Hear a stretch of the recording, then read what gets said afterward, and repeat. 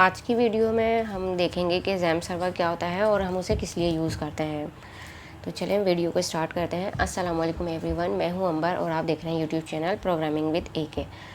तो सबसे पहले अगर बात करें ज़ैम्प सर्वर की कि ज़ैम्प सर्वर क्या होता है, तो ज़ैम्प की सबसे पहले हम एब्रीविएशन देख लेते हैं कि ज़ैम्प की एब्रीविएशन क्या होती है। ज़ैम्प में जो उसकी स्पेलिंग है यानी कि XAMPP यानी कि डबल P, XAMPP।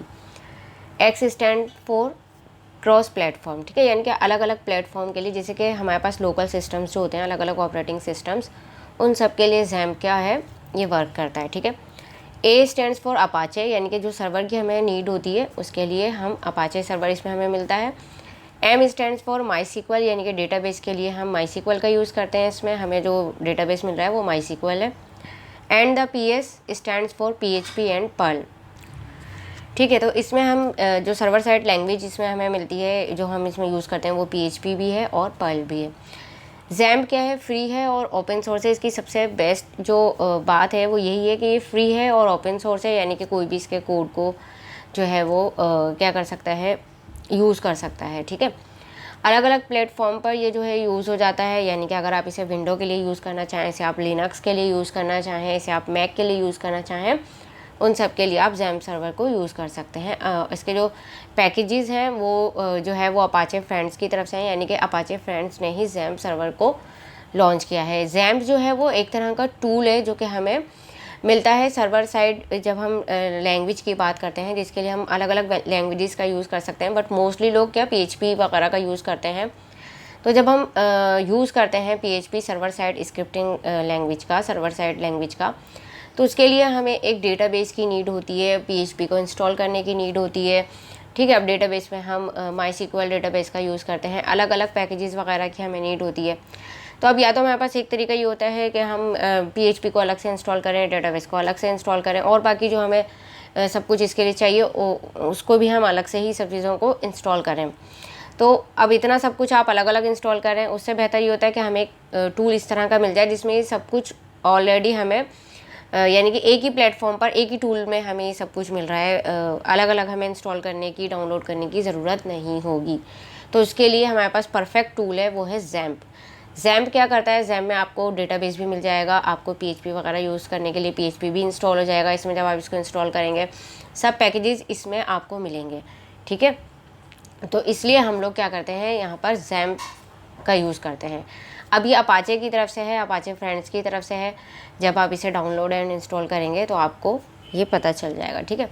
अब देखें ज़ैम्प का क्या है कि जब भी आप कोई वेबसाइट बनाते हैं, अगर आप PHP में वेबसाइट बना रहे हैं, आप पाइथन में बना रहे हैं, आप जावा में बना रहे हैं, जिस चीज़ में भी बना रहे हैं, अगर मैं आपको एक एग्जाम्पल दे रही हूँ, कोई भी आप लैंग्वेज यूज़ कर रहे हैं, बट जब आप एक वेबसाइट बनाते हैं तो उसमें क्या होता है कि आप उसमें लॉगिन फॉर्म बनाएंगे, आप उसमें रजिस्ट्रेशन फॉर्म बनाएंगे, आप उसमें कॉन्टैक्ट अस फॉर्म बनाएंगे, या अगर आपकी ई-कॉमर्स वेबसाइट है तो आप क्या करते हैं उसमें ऐड टू कार्ट का ऑप्शन, शॉप नाउ, ये सब कुछ आप उसमें ऐड करते हैं। बट जब आप ये ऐड कर लेते हैं, यूज़र जब आपकी वेबसाइट पर आएगा तो वो उन फॉर्म्स में जो आपने रजिस्ट्रेशन फॉर्म बनाया है या कॉन्टैक्ट फॉर्म बनाया है, या आप कोई चीज़ सेल कर रहे हैं, ई-कॉमर्स वेबसाइट है, तो उसमें क्या होगा, आप यूज़र से डेटा लेते हैं, यानी कि वो जो भी आपने फॉर्म बनाया है उसमें यूज़र एंट्री करेगा, अपनी सारी इन्फॉर्मेशन उसके अंदर पुट करेगा।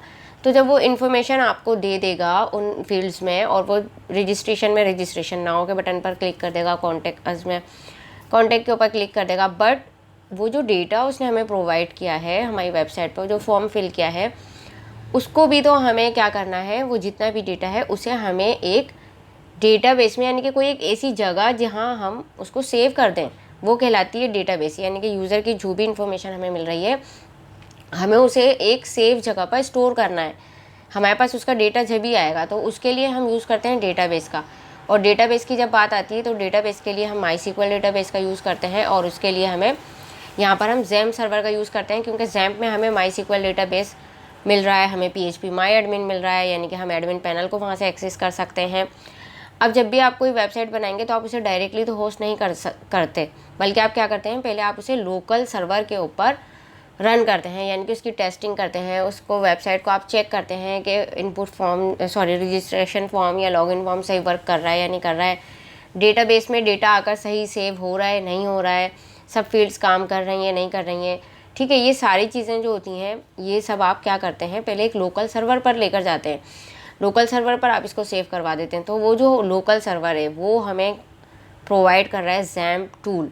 जैम्प टूल क्या है? ये हमें लोकल सर्वर प्रोवाइड कर रहा है। यानी कि अगर आप अपने किसी भी डेटा को किसी डेटाबेस में सेव कर रहे हैं, आप उसे लोकल सर्वर पर पहले क्या करेंगे, सब काम करके चेक करेंगे। यानी कि आप उसे लोकल स्टोरेज में रखेंगे और आप उसको पूरा टेस्ट कर लेंगे। आप अपनी वेबसाइट कंप्लीट उसके ऊपर बना लेंगे। फिर आप जाकर जब आप देखते हैं कि ये बिल्कुल सही हर चीज़ वर्क कर रही है, हमने जितना भी काम किया है डेटाबेस से related, server side scripting, server side language से रिलेटेड जितना भी हमारा काम है, चाहे हम PHP यूज़ कर रहे हैं, जो भी यूज़ कर रहे हैं, वो सब सही वर्क कर रहा है। यानी कि मैं क्या करूँगी, मैंने अपनी पूरी वेबसाइट बना ली और उसके बाद मैंने क्या किया, registration form, login form, contact us form, add to cart, सब कुछ उसमें मैंने ऐड कर दिया। लेकिन अब मैं उसे टेस्टिंग करूँगी उसकी कि वो सब कुछ जो है वो सही वर्क कर रहा है या नहीं। यानी कि अगर यूज़र मेरी वेबसाइट पर आएगा, वो जब कोई डेटा इसके अंदर क्या करेगा, फिल करेगा, तो वो मेरे पास सही तरह से स्टोर होगा या नहीं होगा, मेरे डेटाबेस में वो सही तरह से आ रहा है या नहीं आ रहा है। तो उस चीज़ को यूज़ करने के लिए हम क्या करते हैं, हम जैम्प सर्वर का यूज़ करते हैं। ठीक है, अगर आपको लोकली अपना जो भी डेटा है उसको आपने स्टोर करके रखना है, सेव करके रखना है, तो लोकल वेब सर्वर के लिए हमारे पास यहाँ पर जैम्प से बेहतर कोई टूल नहीं है। हम जैम्प ही मोस्टली यूज़ करते हैं। देखें, वैसे तो आपको जैम्प के अलावा वैम्प मिल जाएगा, मैम्प मिल जाएगा, लैम्प मिल जाएगा, अलग अलग जो है वो ऑपरेटिंग सिस्टम के लिए अलग अलग मिल जाते हैं।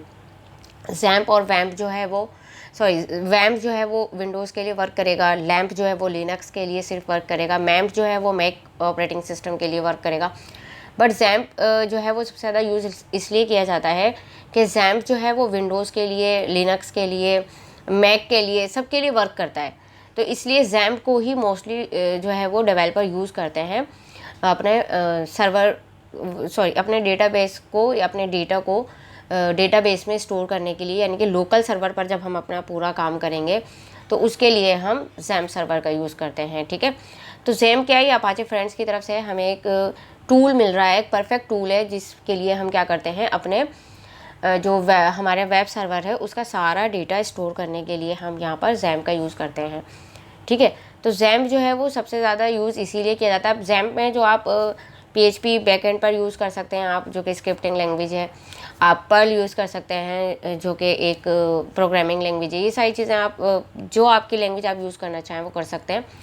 बट इसमें क्या होता है, ये सारा काम हम इजीली कर लेते हैं, हमें अलग अलग इंस्टॉल करने की कुछ भी चीज़ नीड नहीं होती, बल्कि पूरा एक पैकेज हमें मिल जाता है जिसमें हमें PHP, Perl and MySQL, PHP MyAdmin, ये सब कुछ हमें इसमें मिल जाएगा।